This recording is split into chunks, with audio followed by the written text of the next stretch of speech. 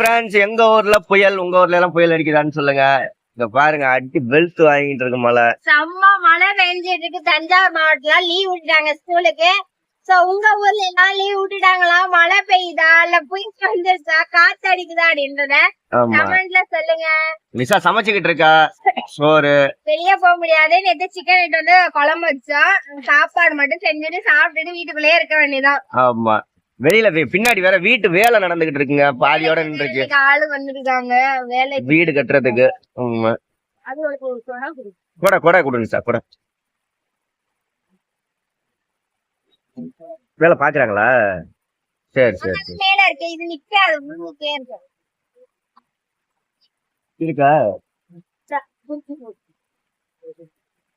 கல் எதுவும் தூக்கம்னா சொல்லு.